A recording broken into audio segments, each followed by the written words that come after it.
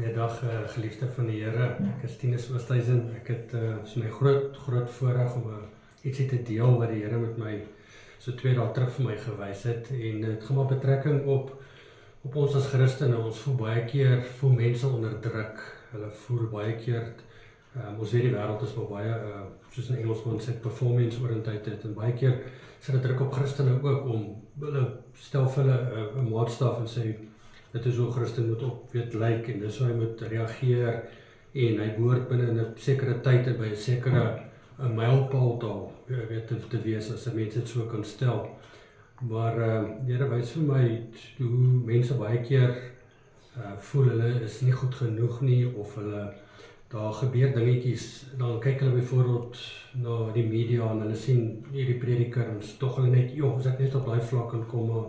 ek het toch te veel sonde en ek is nog nie daar nie. En baie keer dan voel hulle nie gemotiveerd en hulle voel gedemotiveerd. Maar die Here wys my eintlik Vrydag, so 2 dae terug, so oulike dingetjie. Hy wys vir my soos ons is hierdie bekertjie met die water en ons weet as ons gebore word, ons weet hoe lief is die Here vir kindertjies, maar ons is so suiwer. Maar soos ons nou ouer word en dan begin die wêreld en ons begin werk, dan begin die wêreld vir ons goedjies byvoeg wat hartseer is, frustrasies, finansiële stres, allerlei goedjies wat bykom, dan kom natuurlik sonde, waarmee ons worstel en daai goedjies kom by wat byvoeg en ons altyd onsuiwer maak. En dis altyd 'n las wat by ons bygedra word. Dan het ons eie geregtigheid wat bykom. Daar's 'n klomp goedjies wat ons kan opnoem. Hier is net 'n paar voorbeeldjies. Maar onvergifnis kan ons bysit en frustrasie en woede, al daai goedjies kom by. Op 'n dag gaan sit ons met 'n hele bekertjie, dan ons hele wese, ons hele wese so vergiftig eintlik. En dan voel ons, ons is eintlik in die drein om dit so te stel, maar Jesus Christus gee altyd vir ons die uitweg, en soos hy ook in die woord sê, is hy klop, en wie oopmaak sal hy natuurlik mee kom saam, kom nuttig om die tafel, en hy sal ingaan in sy huis. So as die dag is ons lewe vir die Here gee, en ons harte oopmaak vir hom, om ons te kom woon, het hy vir my hierdie voorbeeld gewys met die ballonnetjie wat ons nou hier insit, en dit is soos 'n saadjie wat in jou plant. En die dag as ons lewe vir die Here gee, dan kom woon hy in ons vang die Heilige Gees, as ons gelowig is, en so begin ons met 'n reis, na die Here se hart toe. En dit is wonderlik die dag as jy jou hart vir die Here gee, dit is onbeskryflik, die gevoel wat jy het, maar natuurlik is daar baie dinge in ons lewe wat moet verander, en daar sondes wat ou moet adresseer, en jy weet, en dit is soos in die reis is met die Here, en dit is soos die marathon wat ou saam met hom beweeg, in die wedloop, maar die oomblik as hy in jou begin bly, dan begin hy in jou werk, en hy begin jou so volmaak van die Heilige Gees, dat hy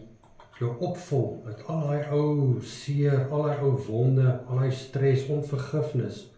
al die goedjies verwyder hy, soos hy meer en meer van jou word. Kyk hoe wonderlik is dit. En natuurlik, as hy so vol is hier in jou, dan maak hy jou eintlik ligter, dat jy self kan, dis hoe die Here ons dra, met in ons binneste, hy hou ons sterk, hy hou ons vol van hom. En natuurlik, daar het al die ou lelike dingetjies van die wêreld, het hy kom vir ons kom verwyder, kom uitfaseer. En dit is so wonderlik die Here is.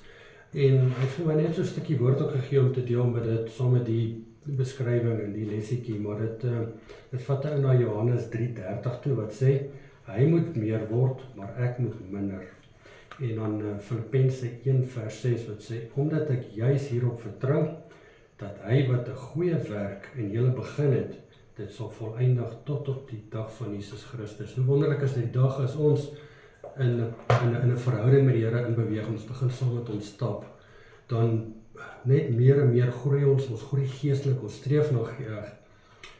geestelike volwassenheid, en natuurlik, soos hy groei in ons, daai ou sondes, ons veg dit,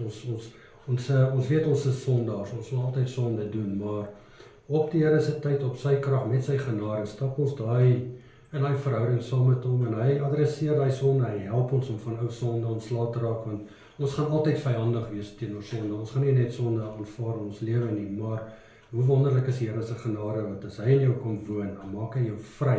Hy gee vir jou 'n nuwe lewe, 'n nuwe identiteit, 'n nuwe hart. 'n Nuwe hart, dit in vrede wat alle verstand te bowe gaan. En nog boop dit ook. Paulus het ook so mooi geskryf in Galasiërs 2:20, want hy sê, ek is met Christus gekruisig, en ek leef nie meer nie, maar Christus leef in my. Sjoe, dit is so wonderlik, en dit is net vir ons te wys, ons sterf van onsself, soos die Here binne in ons harte kom woon, en hy vul ons met die Heilige Gees, en hom moet volhard ons, en ons stap daai pad saam met, en soos ons in onsself gesterf het, wonderlik, dan leef ons nie meer vir onsself nie, al daai eie ongeregtigheid, eie geregtigheid, al daai goedjies sterf af, en die vrug van die Gees begin in ons dra, begin goeie vrug dra, soos die woord ook sê, en natuurlik ons hele omstandighede verander, en ek kan getuig hoe die Here my hart aangeraak het, hoe my omstandighede verander het, hoe my lewe verander, net om hom 'n kans te gee, om my elke dag te kon vul, en so groei 'n mens, en so oor 'n tydperk, soos 'n mens aanbeweeg, dan kan 'n mens sien, as jy terugreflekteer oor jou lewe, sien hoe het jou geestelik gegroei, en hoe die Here deurgekom vir 'n mens, deur sy genade en die wonderwerke en goede wat 'n mens beleef, en hoe hy mense se lewe net beter maak, en ongeag hoe die omstandighede buite lyk, daai vrede en daai vreugde wat 'n mens ondervind saam met hom, net om hom toe te laat, en soos ons sê ook, dit is belangrik om te los, dat hy net binne ons werk, dat ons groei, en oor ons tyd, as daar sonde is wat die mens affekteer, en wat die mens nie ongemaklik voel, die wêreld gaan natuurlik vir mense sê, ja, weet dit of dat, jy gaan dit nie maak nie, maar die Here ken ons harte, en hy weet waarmee ons wortel, hy sien elke traan, hy weet wat is nie lekker in ons lewe nie, goed waarvan ons nie hou nie, ons kan alles by Jesus se voete sit, en ons stap uit pad saam met hom, en hy sal ons die krag gee om die oorwinning te behaal, dit is so amazing, maar al die eer aan die Here, ons is baie lief vir hom, dit is my groot voorreg om die dingetjie te deel, die klein lesie, wat hy vir my gewys het, maar dit is so wonderlik hoe hy ons so opvul, dat al ons suiwerhede naderhand net afval, en dat ons al hoe meer aan hom gelyk raak, en dit is waarna ons streef in ons verhouding na hom. Ek groet u met 'n wonderlike week hê, en dit was my groot voorreg, baie seën vir u, baie groete, bye bye.